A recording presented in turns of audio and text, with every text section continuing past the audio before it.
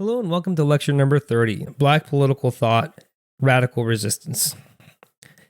There's one learning objective today, which is to describe the features of 19th century radical resistance strategies promoted by Black activists. The advocates of radical resistance embraced direct action to overthrow slavery. This meant they could go as far as using revolt and violence if necessary to achieve their goals. One of the most radical political groups in the antebellum period was the Liberty Party. The New York branch argued that the army shouldn't even help suppress slave revolts, but should allow the violence to happen for the enslaved people to attain their freedom. The advocates of radical resistance also addressed the daily urgency of living and dying under slavery. They believed the institution of slavery needed to be done away with immediately, as opposed to gradually, as it was abolished in many northern states in the early republic. This immediatism, as the concept is later coined, was developed by Black abolitionists like William Watkins and Jacob Greener, but was made more popular by William Lloyd Garrison in the first issue of the anti-slavery newspaper The Liberator. Garrison would also go on to be the co-founder of the American Anti-Slavery Society. The ways in which advocates of radical resistance operated differed across regions. In the Upper South and North, they were able to advocate through speeches, pamphlets, writings, and petitions. In the South, the primary tools for radical resistance were uprisings and revolts by the enslaved. In the Upper South and the North, one of the first examples is Henry Highland Garnett from Troy, New York. He was an advocate of Black nationalism throughout his entire life.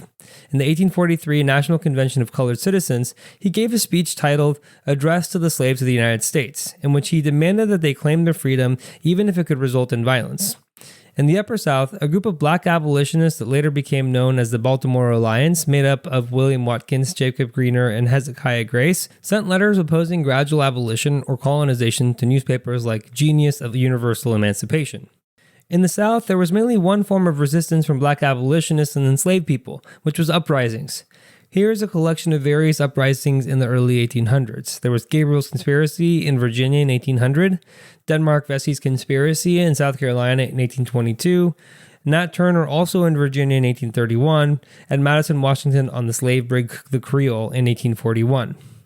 Through all of this, there was also movement along the Underground Railroad, with enslaved people taking direct action by escaping plantations and claiming their freedom by moving into Northern Territory and going as far as Canada.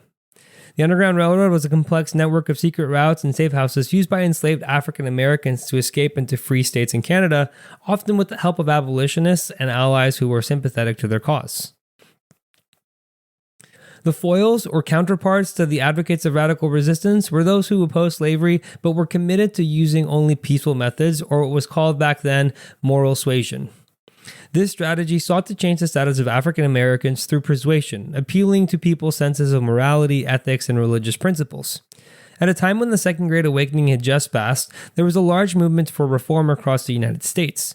These abolitionists believed that framing slavery in Christian terms of sin and evil would change people's minds. This strategy was mostly promoted by the American Anti-Slavery Society. This was William Lloyd Garrison's group, which was thoroughly committed to peaceful methods. They used lecture tours across the United States and the North, literature pamphlets, and petitions.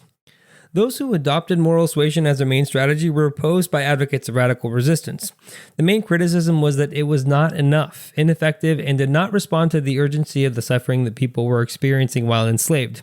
They were also resisted by slavery supporters in the North and in the Upper South. When members of the American Anti-Slavery Society went into a town to give a lecture, they often faced the danger of mobs trying to kill them or run them out of town. Their printing presses were destroyed, and pamphlets, letters, or books sent to the Southerners were censored. The postmaster would even burn a lot of the mail from the organization. In Congress, a gag rule was implemented preventing any petitions on the issue of slavery from being heard for nearly a 20-year period.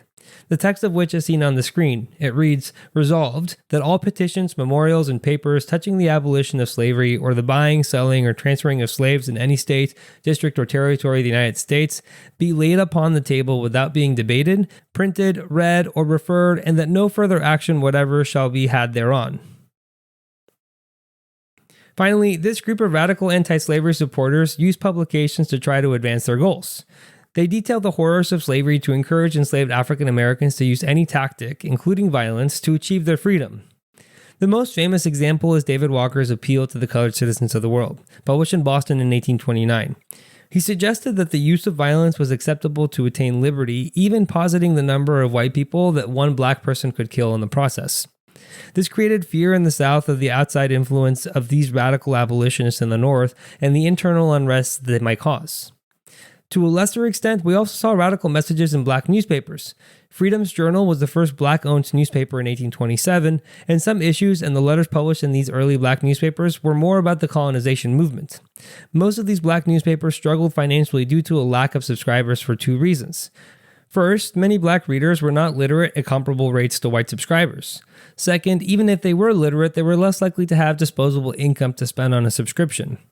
Frederick Douglass's North Star was by far the most successful black-owned newspaper, but even then, there were stretches of time when Douglass struggled financially. Frederick Douglass's North Star played a crucial role in spreading abolitionist messages and rallying support for the cause, despite facing significant financial and logistical challenges. He was also initially part of William Lloyd Garrison's camp, which did not openly support violence and overthrowing slavery. Despite all this, some anti-slavery pamphlets were smuggled into the South as a radical resistance tactic. However, as mentioned previously, postmasters often burned this type of propaganda, and states censored much of this material. And finally, here's the recap. Advocates of radical resistance embraced overthrowing slavery through direct action, including revolts and, if necessary, violence. They opposed moral suasion, a strategy that sought to persuade by appealing to a sense of morality and ethics. Finally, advocates of radical resistance used publications detailing the horrors of slavery to encourage enslaved African Americans to use any tactic, including violence, to achieve their freedom. These strategies and messages of radical resistance significantly influenced the broader abolitionist movement and left a lasting impact on the fight for black freedom and equality. Thank you for watching. If you would like to watch the next lecture, click the thumbnail on the screen. And if you would like more resources to help you study, you can visit apushslides.com/afam. I wish you the best of luck with your studies, and I hope to see you back on the next lecture.